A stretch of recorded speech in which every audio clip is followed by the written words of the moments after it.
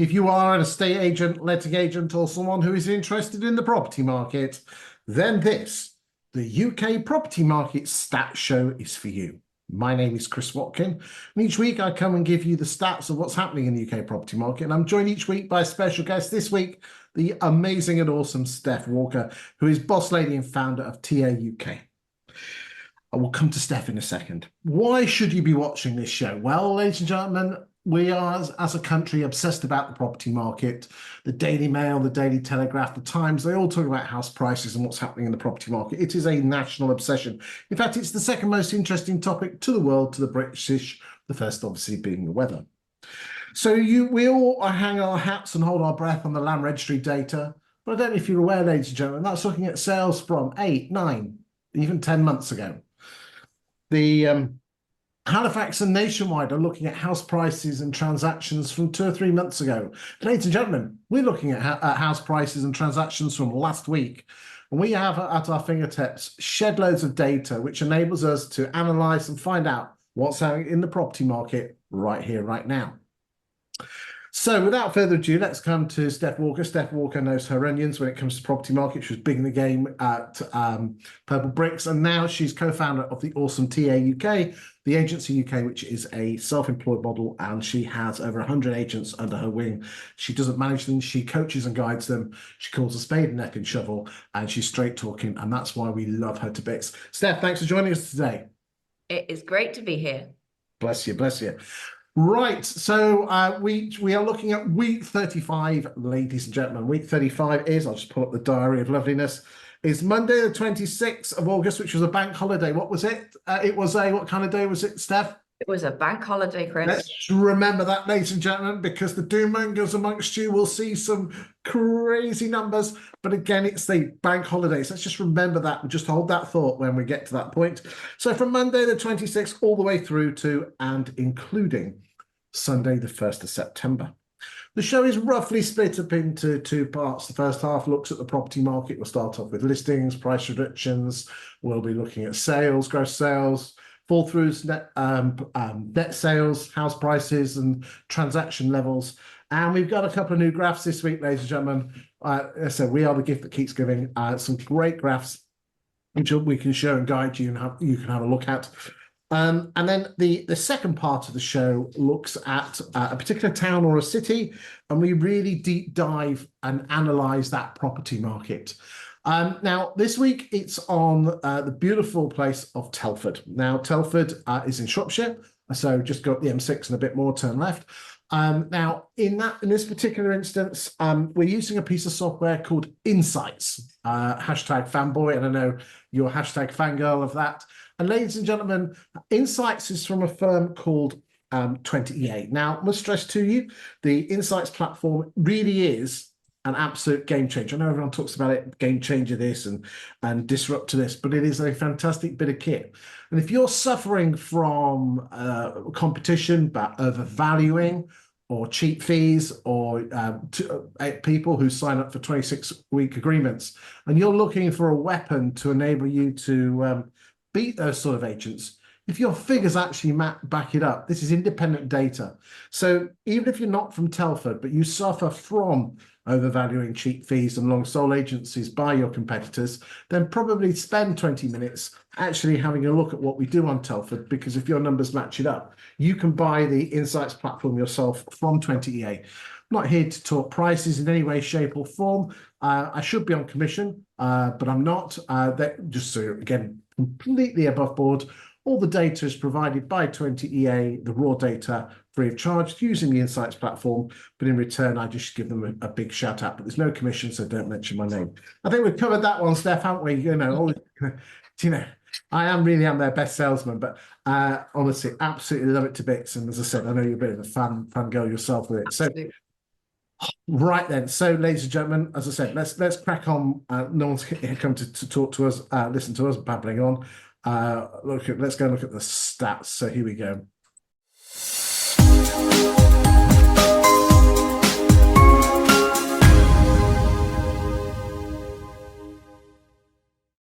So, ladies and gentlemen, what normally happens is I normally spend a minute or so just going through the stats, and then Steph comes in and gives her thoughts. So we'll start off with listings.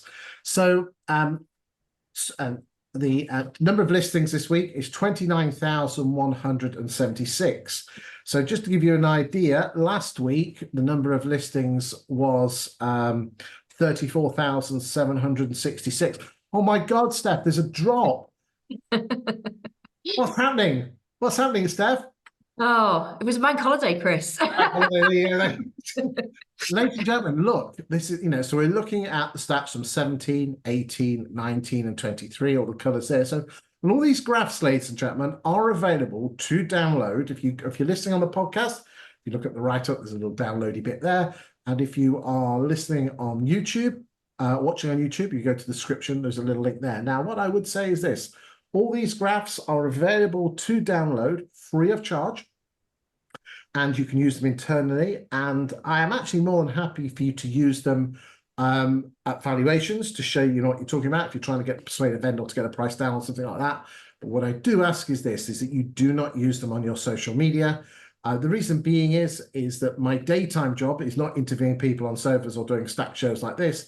My daytime job is I ghostwrite local property market updates for estate agents around the country, hyper local, stats like this, but on a town by town basis. And I reserve my clients, some of my clients use this for the national stuff to make themselves look even more awesome. So if you don't mind, please don't use it on social media unless you're a client of mine. So there has been a drop in terms of the number of listings. The number of listings that have taken place year to date is 1.228 million, which is 7.6% ahead of the 23 figure at 1.141 million, and 8.9% ahead of the whole last 8 years. Average price of property, come on, we'll do a bit more detailed analysis on this a little bit in the show, about 10 minutes. The average price of a property coming on the market, 412,204. What's your thoughts on listings, Steph? So not only was it a bank holiday, but it was also the last week of most people's summer holidays. And we'd had a bit of a crappy load of weather. Well, depending on what part of the country you're in. I'm in the northwest, so it's always crap, but even more crap than usual for an August week. And then we had some sunshine. So not only bank holiday, last week in the run up to kids going back to school, you're running around getting last pieces of uniform, last minute holidays, all of those sorts of things. So it just generally is a quiet week. So I don't think we've got anything to worry about there. I completely agree. Just to give you an idea, so in 2023, it was the week before was 31.3 and it dropped down to 26.7. This week it was 34, dropped down to 29. In 22 it was 32, dropped down to 26. So, and the year before that it was 34, dropped down to 29. We are talking near identical drops, ladies and gentlemen. So, steady as you go, boring as hell, Groundhog Day, all rolling it. So you'll be filming, they'll be watching this on the 4th, 5th, 6th, Friday the 6th of September. And by the time we do the show next week, we'll have rebounded up and you'll be beaten off with shitty sticks, technical term, when it comes to listings. So swings and roundabouts. And especially in London, we'll hold that thought. London is going to go crazy in the next 2 weeks. Pardon me. Right, let's move on. Price reductions. And the price reductions, the average price of a property being reduced is 395, and the number of reductions is 17,626, which means that, and this is not very good, ladies and gentlemen, that on average you are only reducing last week 1 in 9.65 houses a month. If we're carrying on at that rate, we have been near a 1.8, but so that's a week, and then we're obviously stretching it out over a month. That's not good. In fact, it's one of my plans actually is to come up with a new graph to actually analyze price reductions as a percentage of stock. We're going to do that on a going back just to give a flavour, because ladies and gentlemen, I've got a I do take counsel from some of the biggest names in the industry. Steph's one of them. And I asked them, is there any graphs that I'm missing? And what I would say, ladies and gentlemen, is if there's any graphs that you think, oh, we normally like to, you've got basically the gambit of the data I have. But if you want to analyze one bit of data against something else, then send me a DM. I'm all over LinkedIn and everywhere, or send me a message via YouTube. And who knows, I might be able to come up with some graphs because we've got some new graphs that have come up today. Anything on that? I think there's a larger conversation to have when we look at what's sold, and then we can look back at what's reduced and deduce from there.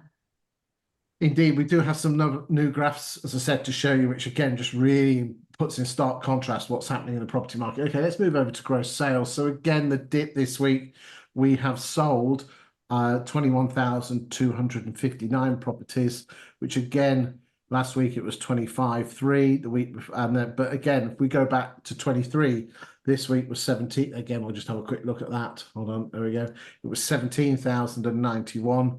And this week's was, if we did, was was 20,000. Sorry, this week's in last year was 17,091, and week before it was 20,003. So there's always around a 15% reduction in gross sales, which you can see here, because of the bank holiday. And she will bounce back up, and then she will drift nicely throughout the autumn as the leaves turn brown and red, golden oranges, and all those beautiful colors. Sales will slowly drift. So again, make some, well, the stuff that you're selling now, ladies and gentlemen, is the stuff that you're going to be paid on in January and February next year.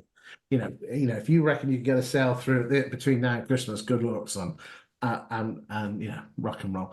Okay, let's get back. Okay, gross sales 863,300, which is 12% higher than last year at 767,200. And the average for 17, 18, and 19 was 807. So again, still around 6 or 7% further on. So gross sales not bad at all. The average value of a property selling is 349. Again, we're going to be looking at this in a little bit more detail in a second. Anything on that before we go through and look at some extra new graphs that we've got on the resi sales stuff? Look, again, I think we were all expecting it to be quiet last week. I think some people that perhaps don't watch this show, who should watch the show, have probably felt the quieter week more than others, just because the rest of August was fairly buoyant. But it's life. People get on with other things in the run up to the kids going back to school. So all of that's good, apart from those reductions, because I think if we compared that to stock, stuff ain't moving the way it should. It isn't. It certainly isn't. And again, ladies and gentlemen, I don't know if you're aware, but since the start of this year, okay, of all the properties that have left estate agents' books, and again, a property will only leave an estate agent's books for two reasons. One, she exchanges, or two, she withdraws. Is that estate agents have only been paid on, i.e. exchanged, on 52.3% of properties. So therefore, you have a flip of a coin chance. For every two houses you put on the market, you're only going to get paid on one. If you're down in London, you're going to put three houses on the market to get paid on one. And again, this shocks me to hell, there are certain large estate agency chains in London, a couple of them, large estate agency chains, that have to put on four houses to get paid on one. I mean, come on, guys. When wait for it, one of their biggest competitors, they only have to put two on the market to get paid on one. Unbelievable. It'd be unprofessional for me to mention their names. Absolutely. I'm sure we can guess. But I would just be thinking, particularly if I was either a self-employed agent or a small independent business owner or involved in a smaller independent, so not necessarily the corporates. What's your business plan? Like, what is your business plan? Why are you using property adverts as wallpaper? Because essentially that's what you're doing. You're not listing to sell. You're not listing to help people move. It's not a business plan.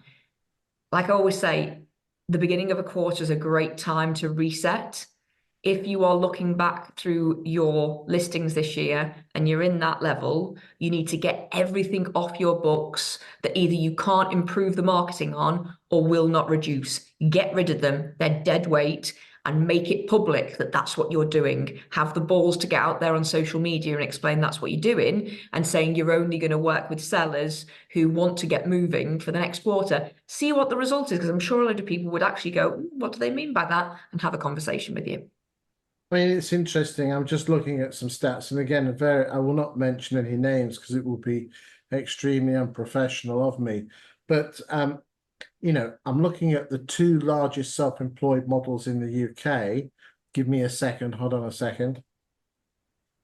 Okay, so I'm looking at because again, I don't want to spend half an hour adding them all up, but I'm looking at the top 20 estate agents in the UK, and there are two self-employed models in there, and they, for every 100 homes that they put onto the market, they get paid on 62 of them.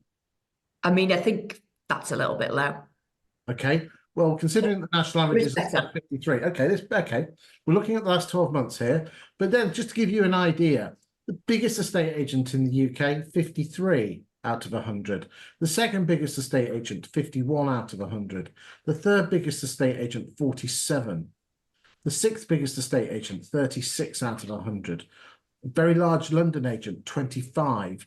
Regional, national corporate, 47. 25, did you just say? 25. It's that big London agent.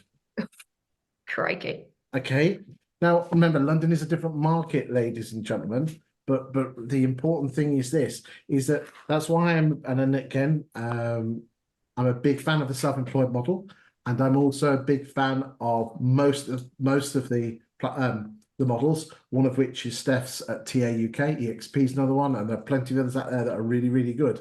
But do remember, it's interesting, there was a post this week by a lovely gentleman who actually was on with one of the self-employed models, and he said, he was, I don't know, I'm sure you saw the post yourself. He was talking about how all the other self-employed models saying how easy it was and they were living the life of Riley and earning lots of money. It was actually detrimental to his mental health. Now, he did take personal responsibility and realised that the problem laid with him. But again, the problem blamed with what that individual was charging fee-wise, and I'm sure that person would be happy with me saying that because we had that conversation. But sorry, I'm just interrupted and going off on a tangent here. That was particularly around fees. But I think there, even if across two of the bigger self-employed models there, we've got 10% more likely to sell a house, it does go to show that if the construct of your estate agency business is to break the home moving process down into these transactional points, you're not going to have the individual that's invested in actually getting you to the point of banking the money. So forget about customer service for a minute. Purely think about your P&L. If your estate agency business is based on the transaction and the process being broken down and not actually getting somebody to move in home, just give up. Do us all a favour. Told you, ladies and gentlemen, she's straight talking. That's why we invite her back. Right, let's get back to the graph of Rooney's. This is a new graph. It was first showed its face last week, but again, some people have been on holiday. This is the resi sell-through rate. So basically, the percentage of the total number of properties for sale in the month that went sold subject to contract. Okay, and you can see here that was hovering around 15-16%, which means you're selling 1 in 6 of your stock. Yep. Then she rose up to 30% of your stock, and then she's down, and she's now back to the levels. Isn't it interesting? Again, very seasonal, you know, December. Okay, guess what's going to happen? She's going to dive down. So again, that's a new graph. But Steph, look at this one. Oh, so, you know, oh, here we go. This is a brand new graph, okay? So what we're doing here, and and again, a big shout out to Ben Madden here, because Ben suggested this graph here.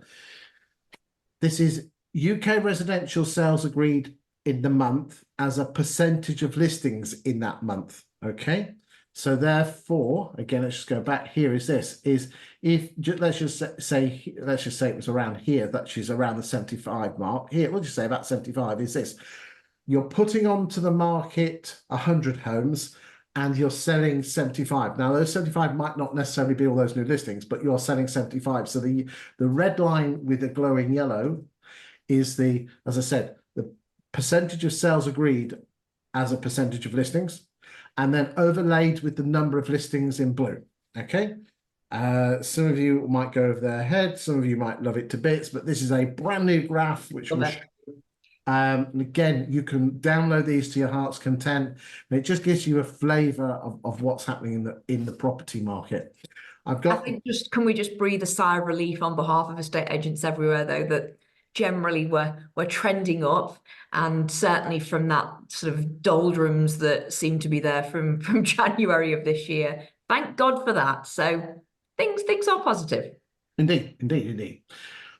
Okay, I've got more graphs to come, new graphs to come and see as well. So here we go. Right. Okay, so this is this is an important graph. We've had this now for a few months now, and this analyzes the average asking price of a property when it comes on the market, and the asking price of the properties that subsequently end up selling. Now, as those regular viewers in the show know, that the lower price properties have a higher chance or a higher propensity to sell. Therefore, the average will be dragged down. Okay. What's more important here is the percentage gap between the two. So what you were tending to find is this: is that the average asking price from June and July and August was dropping. Okay.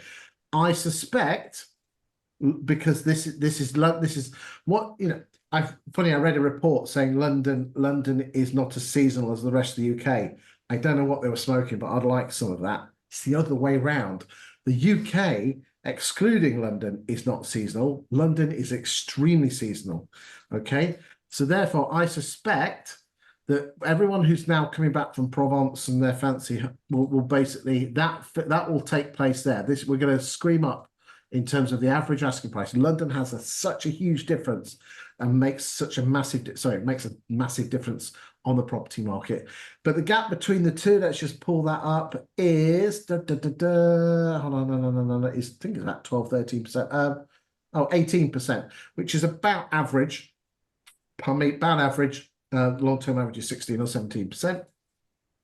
That's just a standalone figure. So again, the average asking price of a property coming on the market 412. The average price of a property selling 349.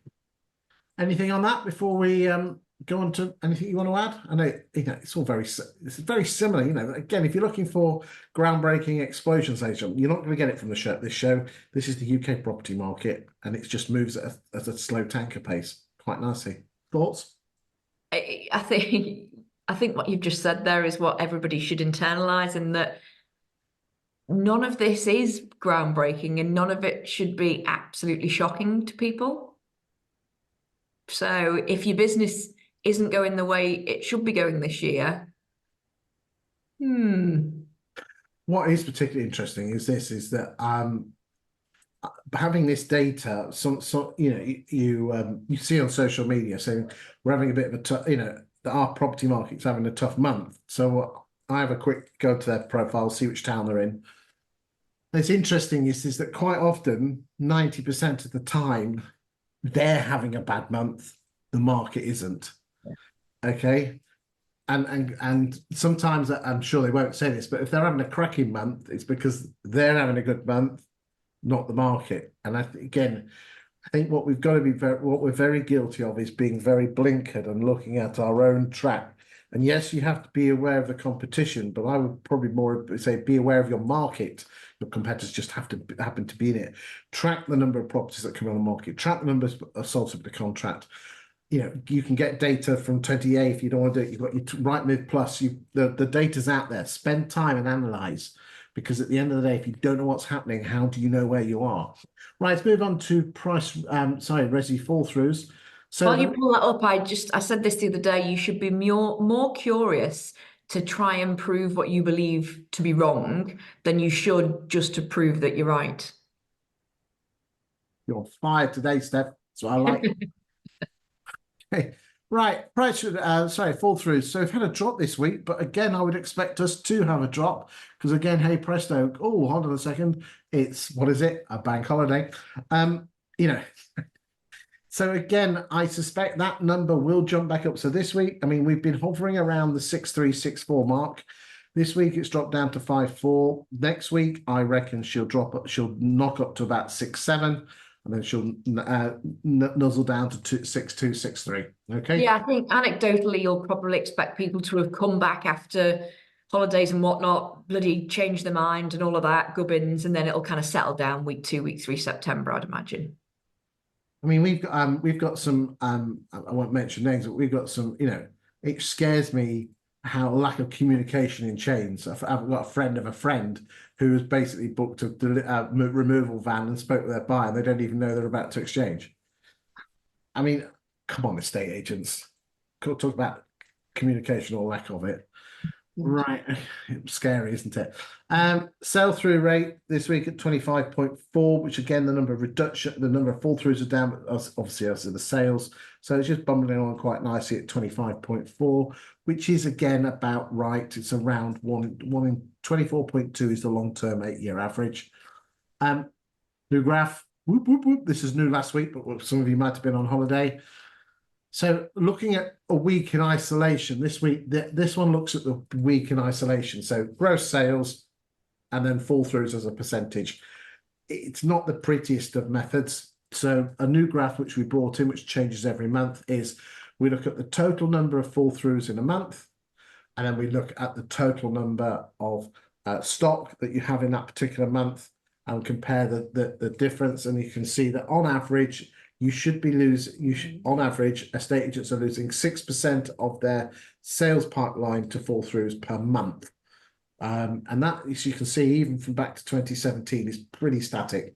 So, and the trend is very subtly downwards. It's not massive, but again, it's just good to see what's happening in the market. Okay, interesting. There's the COVID spike. Then everyone went a bit crazy, and then as I said, it just carried on. Anything on that before we go on and look at net sales? I think it's a very, very slight reduction, but over time, that is trending better. Yeah. You'd be interested to see if more people adopt things like reservation agreements. Hey, ladies and gentlemen. Hey, I had to do that, didn't I? We got prop show bingo, and but upfront information, all these sorts of things, you could be saying, are we all trending the right way to actually set sales up for much greater success? Yeah, I mean, again, the two things. I mean, I'm hosting an ICG event in October where at Twickenham, where we're talking to some agents. Again, go to icgapproved.co.uk, go onto the events, and there's a function there. And we've got some real great speakers about the self-employed model. I'm not here to sell it, just to talk about it. But the other thing we're here to talk about is reservation agreements. Massive fan of them. Your fall-through rates, again, let's just remind ourselves, UK fall-through rates at 25. Please, if you do reservation agreements, you can get that down to single digits. And you can use it as your choice of, there's about 5 or 6 suppliers. I'm not going to mention any names, but you want the ones that actually teach you how to sell it. Because the number of people where the boss gets it, but the valuer doesn't, and then the valuer will not mention it because they're not too sure. Remember, valuers don't like losing listings, so they're not going to bring up something that might make them lose the listing. So that, you can use, if you used it well, it's a great listing getter. Anyway, net sales. Oh no, Steph, the white line's down. What's happening there? Well, believe it or not, there was a bank holiday. There's such a surprise. Again, it was predicted. After a few pints or glasses of wine at some point, I think it'd be really funny. So, ladies and gentlemen, again, as we said last week in the show, as expected, it's a drop. It always drops. And you can see even in the crazy times of 2020, it dropped. Well, interesting, it was a week later, but you can see here. Let me get this right, because I always called Easter. August bank holiday, it always drops. She'll bounce back up and then she'll drift off quite nicely. But still, look at the gap between last year at 2023, the yellow line. Again, just to give you an idea of where we are. Last year, we're on 578, which is 15%. We're 15% higher. So again, your exchange income is going to be 15.1% higher in 24, the rate we're going, compared to what it was in 23. So good news on that one. And we're 104% further on than this average of 17, 18. Interesting, that 4.6 has hardly changed the percentage difference for about a month and a half. So that's interesting. Anything on net sales? No, so it's all good. All good. Okay, so again, there's just some extra graphs here for those that you really like your graphs. Price changes as a percentage of listings and gross sales as a percentage of listings. So again, that's the same graph that we showed you, but that's a standalone week. The graph I showed you earlier on, I'll just refresh you for anyone that went and made a cup of tea. Let's just remind ourselves of it. Where is it? Where is it? You know, when you're having fun. There you go. So that's it over time. So, and that again, thank you to Ben Madden on that one for that idea. Okay, this is a special one-off graph, and what we're doing here is that we've looked at the UK monthly house sales going back to 2019, worked out what the average is per month, and then looked at each month and how whether it was above average or below average. So you can see here that in 2019 here, when interest rates, you know, that the interest rates is the pink line, were around that 0.75 mark, is that the sales doing okay. Then we had the lockdown, then we had the lockdown boom. Okay, we had the trust fallout from the budget, and we've had high interest rates in 23. But here, this is the most important thing, ladies and gentlemen. Look at this beautiful thing here. You can that this is 2024. You know, we're not below, we are above. We you know, and no one was really complaining in 22. The market was just easing a bit. It was quite nice. Everyone was happy. I know we had the fallout from trusts and interest rates. So the market is very similar to 22. It's interesting, Steph, is, again, I know you know this, but some of the ladies and gentlemen might not, is that for my clients, I've done this on their town. And this is what this week's ghostwritten article is that I've done a similar article to that, but specifically on their town. And again, it's interesting to see how the numbers relate to each other. So that's just a little Easter egg for you. There you go. I know I'll get Easter in somewhere. Again. Again, stock levels, we're down from 715,000 last month to 710. And all the yellow lines are the 31st of August. Okay, so we always close the books on the end of every month, and the yellow lines are all the Augusts. So the number of properties for sale, you know, is slightly higher than what it was last year, but obviously a hell of a lot more than what it was back in 21. But you know, nothing really scary there, is there?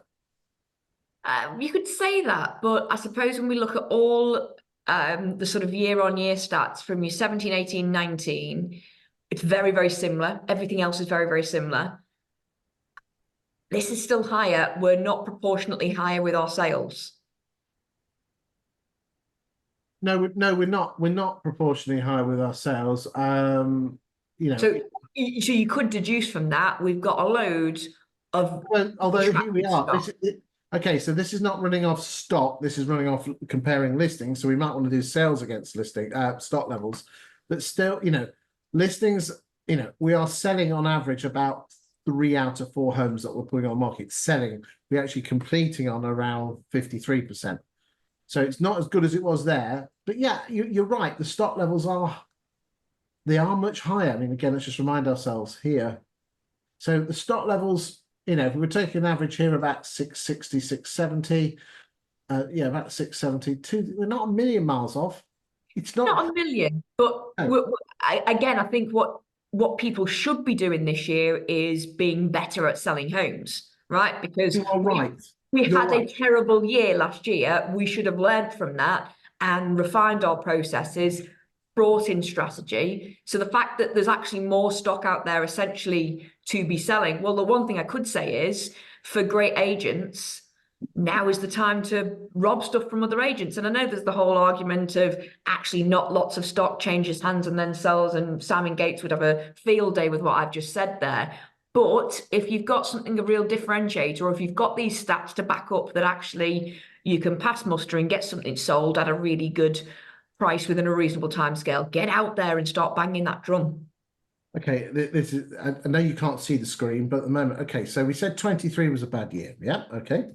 So for every 100 homes that left estate agents' books in 2023, we got paid on 52.9. Okay. Now the numbers I just, you know, let's just refresh our memory of what it is year to date. Okay. It's coming through now. 53.1. So the previous one I was doing the calendar year. This is just year to date from Jan. So therefore, we are selling more homes, ladies and gentlemen, but we're still selling only the same proportion of homes. as Steph rightly said. So it's not because you're any better as estate agents that you're selling more homes. It's just that you've increased your listings by, let's just confirm the numbers. Your listings up from last year at 7.6, and your sales this year are up by 12%. Okay, so some of it's, but again, it's not, No, as Steph rightly says, is your job is to sell the bloody house, and you're only selling and completing on 1 in 2. and look, I think if you put data there for a second, because data doesn't lie, and go, what can we say anecdotally has happened to people since COVID? Our desire for great service levels have gone through the roof. We don't put up with crap anymore. And we know that generically then all estate agents are on this one level par. It can't be difficult to just put your head above the parapet on one part of service and be better than what's out there. And look, there's stock for the taking because there's more stock to play with, which means there could be more money in your bank account. Yeah. Go and if you didn't get it first time, put your pride on the shelf and go and get it the second time. Remember, if someone asks out 3 agents, agent A, B, and C, and they go with agent C because they're overvalued or a cheap fee, remember, they are not coming back to agent A or B because they will be embarrassed and look foolish. They'll go to agent D. So what are you doing to picking up secondhand stock from other agents? Because half of them ain't going to sell. And one letter through the post from Spectre ain't going to cut the mustard. You need lots of letters, and go door knocking. Oh, did you see that post we did about door knocking? Oh, I had to refrain from responding to that purely because the interviewee wrote a blog about me once calling me a snowflake. So I decided not to respond. But what a load of tosh it was. And actually, the frozen pea method I was just talking about on my onboarding training. Yes. The frozen pea method. Go to YouTube, type in the Yeah. frozen pea method. It is a door knocking technique which got me from 18th in the whole of Nottingham to top 3 or 4. You do need some sphericals to do it. Well, you don't actually. It's that voice in your head. You got to learn to love rejection. Anyway, let's move swiftly on because people have not come to listen to us. These are some nice little graphs. Just always nice to bring them out once a month, a bit like your gran.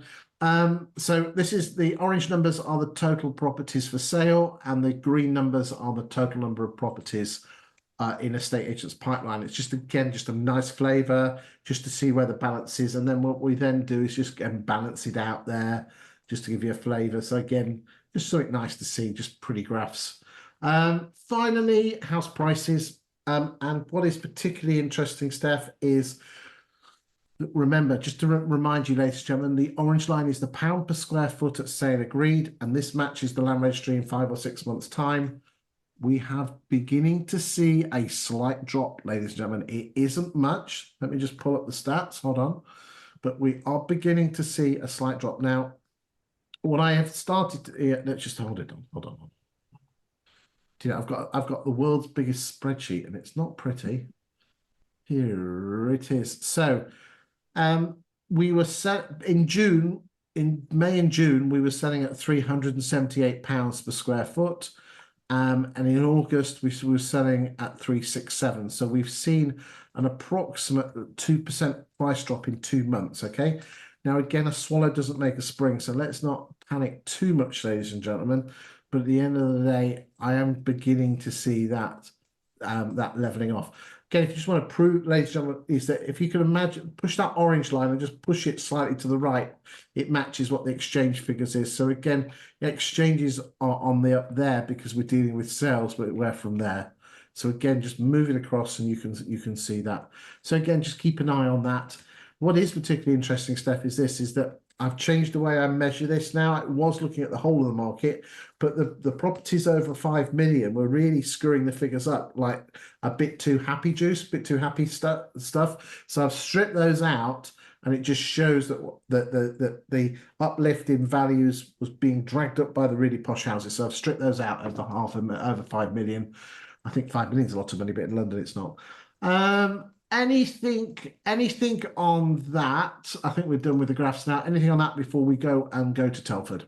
I just think, look, if there's more stock available in the market, we're potentially going to have some issues between agreeing a sale and then what it ends up completing at. I mean, it's not rocket science, is it? But if I'm going through a process that's going to take me, 21 weeks and good stuff's hitting right move, I'm going to go in and ask for a price reduction unless I'm really tight in, or unless, my estate agent and conveyancer have worked well to speed through that process. So, it's day dot stuff. It's Indeed, and again, let's just remind ladies and gentlemen a couple of stats that I published a few weeks ago, but you might have been away on holiday. If a property sells within 25 days of a property coming on the market, its chances of exchanging contracts, i.e. you being paid, is 94%. If a property takes more than 100 days to get to a sale agreed, your chances of being paid are 56%. Okay, just reflect on that. Okay, so if you want to go and overvalue, yeah, you'll get that dopamine hit of the listing, but you're not going to get paid. It's all about getting the right price on. And again, those of you who are in lettings, remember that, open rent are the biggest letting agent in the UK. And I think the next 14 or 15 letting agents combined would make up the same size as open rent. But remember that half of the properties that open rent put onto the market last year had previously been on with a letting agent before. Something again, just, bad news sells newspapers. I published it. I think sent this out to you this morning. Here we go. This is, landlords selling up, right? Landlords selling up is up 43% on pre-COVID levels. That's unit numbers on capital gains tax receipts. So that's actual houses, not pound notes. Landlords buying is down 20% on pre-COVID levels, again, stamp duty unit receipts. That does sound awful until you realise that the percentage changes are off different sets of numbers.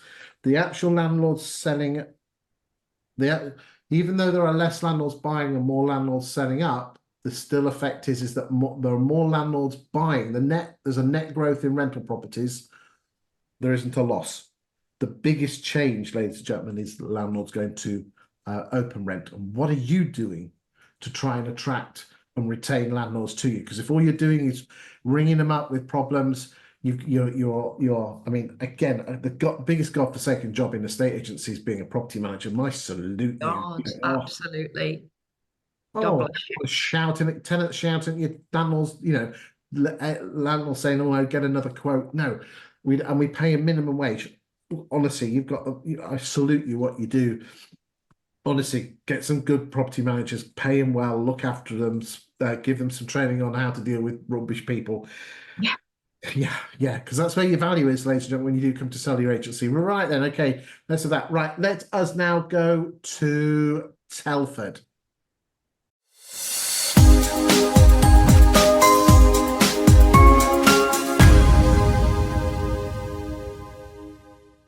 Okay, ladies and gentlemen, as I said, I promised you that we would be using a piece of kit called Insight from the firm 20EA. This is their dashboard that they use.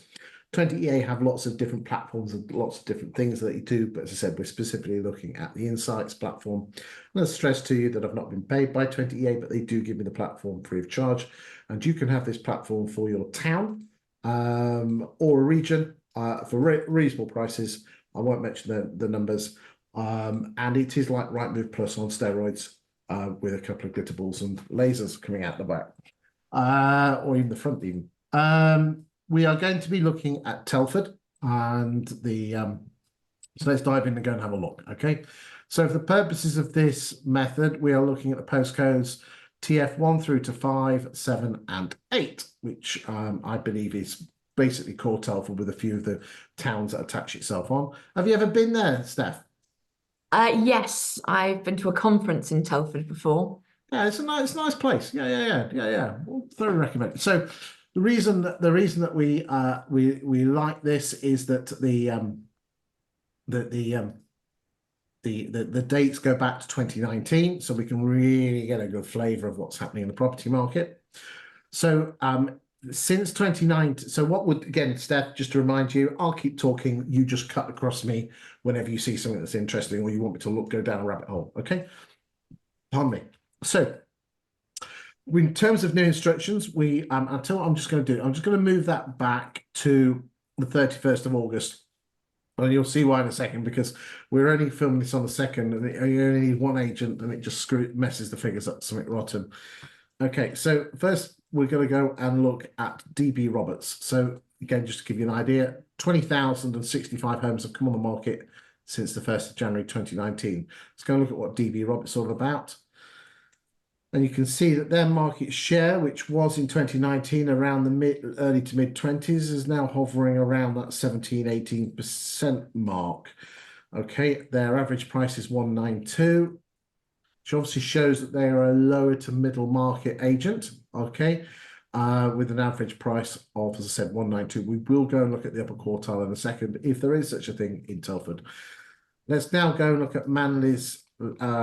So again, that's a nice arch. Started off, had a good COVID year of 2020, around the 10% mark, but seems to be drifting slightly at around that 7 or 8% mark with an average price of 244. So again, they are more middle to upper, probably more of your Sainsbury's or your Marks and Spencers. Let's go look at Knock Dighton. Knock Dighton seems to be nicely level around that 6% mark with an average price of 272. So they're obviously your Marks and Spencers of this As you'd world. expect. Okay, good stuff. Big shout out to everyone at Knock Dighton. Harwood, Shropshire. Okay, it's a yellow. It doesn't come across particularly well on the screen, but again, nice and steady there around that 5% mark at a price of 244. Barbers. Everyone's in their lane so far, aren't they? Mm. Yeah, aren't they? I mean, look, have you noticed, again, let's just remind ourselves, DB Roberts out there at 18%, slight drift downwards. Manual is, okay, got up to 12, just drifted slightly. Yeah.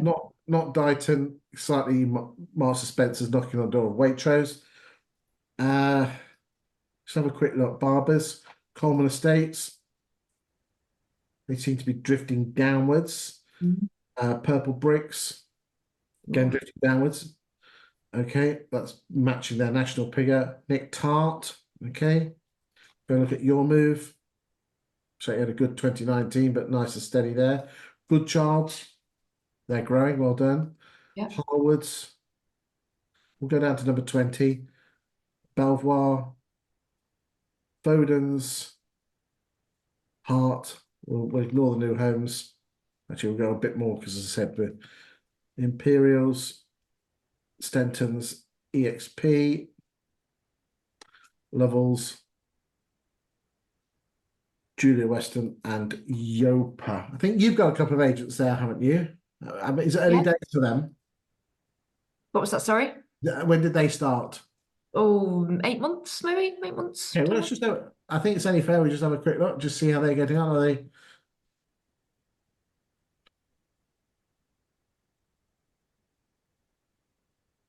they put a few houses on the market?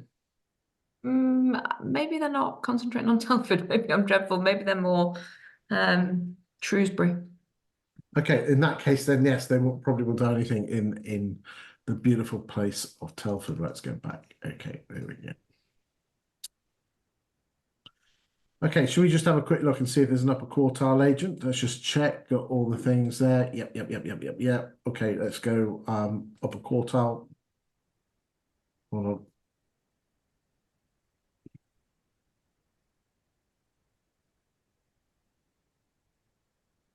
Well, can you believe there's only been 236 houses that have come on the market with an asking price of 600 grand or more? Okay. Yeah, you can't judge that. That's all over the place. But it looks like Not Dighton now seem to be the Waitrose estate agent here in terms. But again, Shropshire is so much bigger than Telford. You've got all the beautiful countryside around it. So again, Yeah. I'm sure if we looked at that those numbers would be different. So again, that's probably just not 100% fair looking at that. Anything on that before let's just have a quick look at stock levels. So again, stock levels in 2019, 167,000 properties. When you compare in 23, it was 144, in 2020, 818, 2021, 731. That just gives you a flavour of stock levels. So stock levels, are nearly double what they were 2 years ago. That's quite high. That's that. If I was a Telford estate agent, the number of properties for sale is double what it was 2 years ago. Let's just refresh ourselves. Let's just. I'll just Yeah. It's kind of strange though that you're not seeing a real outlier then that's riding that wave. Everybody just seems to be a bit, just taking their stock and. yeah, just kind of not doing much. So I'll just have a quick look at what the UK, remind ourselves on the UK figures. So hold on, there we go. So stock levels in the UK are yeah, so they've gone up 100% in Telford, and they have gone up by 60% in UK. So therefore, the number of so Telford, big alarm bell ringing there. You've got double the amount of stock. You're way ahead of the UK average. So what are you doing to ensure that you sell more of those houses and you don't take on overpriced properties? We will have a look a bit more detail on that. We'll just have a quick look at the stock levels. Here we go. So that just shows you the stock levels. This new graph, that's just, it Yeah. shows you, but that's the percentage and then the actual number. We like that. Good stuff. So it looks like Not Dighton's are growing their market share, which is good to see. Remember, Yeah. I'm telling them. Okay. Anything before we go and look at the next screen? No, just again, any Telford estate agent should be sitting back saying, how do I get a bigger or more profitable slice of that pie? But yeah, depending on sales, of course. Okay, so here we go, and we are looking now. There's a lot of data here, ladies and gentlemen. So what I will do is let's just move that, and I'm just going to move it to the start of the year. So from the 1st of January 24 to the 2nd of September, okay? Now, most estate agents will be looking at their new instruction market share, and we've already done that. But again, you're looking there's more important data in here. You might look at your sale agrees, but the true magic, ladies and gentlemen, is in these 4 columns here. You see, DB Roberts, just to give you an idea. Let's just get our calculator out. And again, those of you watching this, you can do it yourself. Is that they have had 414 properties leave their books in those postcodes since the 1st of January 2024. Okay, how do we know that? Exchange 260 plus withdrawn 154, which means that, and they've exchanged on 260 of those 414, which means that DB Roberts have exchanged contracts, i.e. been paid on 62.8, Manuel's at 62.6, Not Dighton at 57, Barber's at 59, Harwood's at 53, Goodchild's at 42, Nick Tart at 63, Coleman's at 74. Well done, that's the best in the top 10. EXP 66, Harwood's at 68. And we'll just have a quick look at everyone else down there. There we go. You can just have a flavour of what's happening in the property. Vast majority of those agents are actually doing better than the UK average. Yes, I mean that if you there's lots of baby agents here that are dragging that number down. But if you look at the top 10, I would say that the average there, top of my head, is probably around 60, late 50s, early 60s. Yeah. But again, when you're dealing with odds and sods, it does drag that number down. But 50, no, their exchange ratio is almost identical to the UK. But I mean, what I would say about Not Dighton is that number's going to be slightly lower because they deal with higher posh properties, and higher posh properties do have a low propensity to sell. So, to take that with a slight pinch of salt. But if you're one of those low numbers there, ladies and gentlemen, then, that might be something where you could improve your lot as estate agents. And again, this is a great way to show on a vendor, if you're up against one of the agents with a low number, you can say, do you realise, what is particularly interesting in this is there's not many corporates there, is there? No, actually. No. Hmm. No, I believe Good Charles is part of a franchise group. I'm going on memory. I might be wrong. Apologies if I am. Unless DB Roberts. I mean, doesn't sound like one of the countrywide brands, does it? Does it? Do you? Can you I'm gonna look. just have a quick look whilst we just have a quick look? So let's just look at your fall through rates. So you've got nice and tight fall through rates. Harwood's slightly high at 30%. Good Child's high at 33. DB Rolls at 17. That's really good, guys. Well done, boys and girls there. And Manly's at 12 as well. Let's look at your price changes.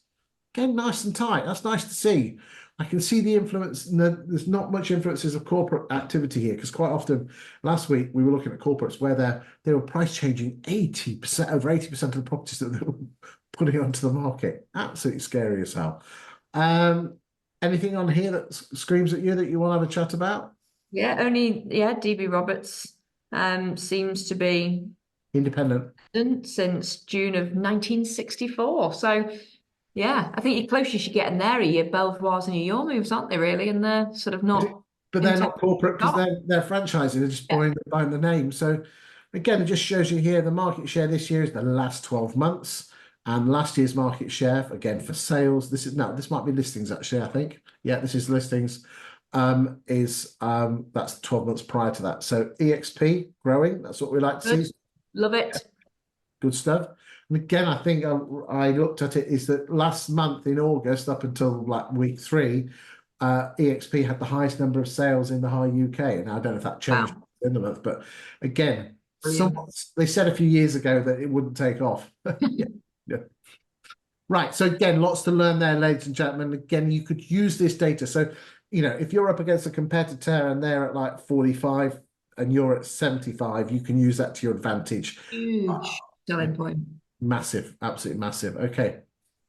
Right. This is the overvaluing screen. And what we do is we look at the last 12 months and what the computer does, it looks at every one of your listings and does a ValPal or an automated valuation figure for it. They don't actually use ValPal, they use their own system, but everyone knows what a ValPal figure is. And so they've looked at DB Roberts listings, all 731 of them, and on average, their valuers have overvalued by 1.3%. Okay. Manly's at 0.93, Not Diet at 1.45, and Barber's at 0.17. Okay. These are just the computer's opinion, but if they're comparing apples with apples, that's quite nice to see. There's nothing. I mean, we were at Camberley last week, and that was 4, 5, 6%. Scary. I mean, it's not huge numbers, is it? You're not a million miles off. No. I suppose when you now see that, then it's a very tight market. It's a very tight market. Everyone seems to be staying in their lane. No one's pulling trees up, which either means everyone's happy or does mean that there's an opportunity for someone to come in. I think that smacks of opportunity. Certainly does. Price achieved. So what price did you achieve at Land Registry compared to your original asking price? Okay. So DB Roberts achieved 1.47% off their original asking price. Manly's 2.45, Not Diamond's 2.3, Barber's 2.3, and Good Charles 2.1. A lot of people don't like percentages, so therefore what 20EA then do is this. If everyone put on the same £250,000 house, what would each agent sell it for? So therefore, let's just have a quick look here. Is this. DB Roberts would get on average 249,000 or £4,470 more than the average Telford agent. This is powerful stuff. Okay. This is really powerful stuff. This is, if I was the valuer of DB Roberts and took this onto in my laptop or my iPad and said, Mrs. Miggins, if you go with another agent, you'll lose £4,000. Well, I mean, look, on the face of this, we're not dealing with one of the most affluent areas of the UK. So best part of £4,500, that's a huge sum of money to somebody selling around the 250 grand mark. So that's a very compelling. And what could you say? Minus conveyancing fees of £1,100, £1,200. So anything that I charge you £3,000 or £3,500, you're still not spending any money on a estate agency. So straight away, I'm in at 1.25%, 1.5% fees there. Yeah, if you're up against DB Roberts against Manly's, I'm just picking it because you're the top two. Is that the person from Roberts could say, I might be £1,000 more on my fees, but he's independent evidence that you're going to get 4 back. So do you want to spend £1,000 to get 4 back? Exactly. You're still £3,000 better off. 100%, love it. Really, really powerful stuff. And as I said, we're not on sales commission here but it's just the way this data works. Okay, and that's just. And if I didn't have an agent in Telford before, guess where I'm going to go and recruit one now? Absolutely love it. There you go. Market. Fantastic, fantastic. Right, let's go and have a look at which agents sell houses the quickest. So we said DB Roberts. So DB Roberts on average take 61 days from new instruction to sale agreed and take 116 days from sale agreed to completion. Okay, we'll just go and look at the other larger estate agents. Manley's 64 days and 109 days, not Dighton 65 days and 101 days. Apart from Belvoir, but the numbers on Belvoir were quite small. But the core agents, the big agents, all quite nice and tight. And Yeah, again, really. the blue, again, just to give you an idea, it's taken on average 71 days to find a buyer this in the last 12 months compared to 52 days the 12 months up to August 23. So again, that's how the market has changed. Okay. Let's go on Quite, to I suppose, interesting about all this, though, in that, clearly it's a tight market, but it's tight in terms of estate agency activity. So everything is pretty much on a level here. Actually, do you know what? That really upsets me, because isn't that just the melee of what people think about estate agency? It's all the bloody well same. Somebody needs to stick their head above the parapet in Telford and really set out to show what they do differently. Indeed, and again, ladies and gentlemen, just a little pitch here is my job is I help local estate agents attract landlords and vendors to them by helping them with their marketing, creating marketing collateral, which helps them and guides them and brings landlords and vendors to your door. So if you're looking to move, if you're an estate or letting agent in Telford and you are looking for some ideas, then why don't you pick the phone up to me, send a message to me. I'm all over social media and just find out exactly what I do. I can only work for one agent per town. As I said, I'm a marketeer and I specifically help estate and letting agents. In fact, my specialization is landlords. The downside is, unfortunately, it brings landlords, homeowners as well. So I'm like to apologize for those, but it does bring lots more landlords. So end of the pitch, let's go and look at letting as well. So here. Okay, so again in Telford, let's just look at the average rent. So the average rent in 2019 was £621, and today it is Oh, 923. is that normal, Chris? That seems quite a hike. It's about a 50% uplift. On average, we're looking at around to mid late 20s, 30s. So there has been a bit of a hike up there. So is it normal? It's at the top end of normal. But what is particularly interesting is that if you look at rents over the last 10 years, what they are still on average 4% cheaper in real terms today nationally, although there is some regional difference in here, cheaper than they were 10 years ago. Wow. Okay, which sounds really weird, doesn't sound right, but those are the stats, those are the actual hard facts. What happened is that rents were quite stagnant up until 2019, and then if you actually match it between the 2 points of 2014, 15, and today, then they actually match up. No, in fact, they're slightly below inflation. It doesn't feel that way, but it is absolutely bang on true. Let's go. Although disgusting that when you said 10 years ago, I was thinking like 2009, and actually 10 years ago was 2014. So that's terrible. But just ask a question, then I don't need, this might just be anecdotal. When you see like higher than usual growth, is that telling us that stuff is growing in Telford? Like people are moving there? There's an understock of housing? Like, why would you normally see a slightly higher growth, do you think, in the rental values? Okay, so I'm very good friends with Kate Falconer, who I look up to as one of my gurus on property. And I've also done my own evidence in this. And the one factor that drives rents is wages. Okay. And that is what was happening is that 16, 17, 18, and 19 wages were rising, but rents were flatlined. And in fact, also, again, it doesn't sound right, but wages were actually a little bit better off than we were 10 or 15 years ago. Okay, so in real terms, it just doesn't feel that way. But Yeah. again, bad news sells newspapers, as we've said. Um, So in terms of that rental growth, it is slightly higher, and I suspect neither they might have just been curtailed down, but that's what drives rents, wages. Right, let's just have a look and see. So again, open rent. Let's just see how they've grown. So there you go, ladies and gentlemen. That's very, very similar to what's happened nationally. Back in 2019, on average, 3% of landlords were in open rent, and now she's knocking on the door of 14%. Like I said earlier in the show, um, the vast majority of properties that are leaving your books or not leaving the lettings industry, they're going to open rent. What are you doing? And again, that's something that if you are losing landlords and you're wanting to retain landlords and attract landlords, then that's a service I do. I can only work for one agent per town, so that could be you. But if you're happy losing letting agent landlords and you want me to work for the competition, then just ignore me. But if you want to have a chat, my telephone number is 07950 147572. Let's go and have a look at, well, the other agents. Quick question again, Chris. Sorry, I'm grilling you now. Do you know, is there an on average percentage of agents that are using open rent like via the back door and sort of?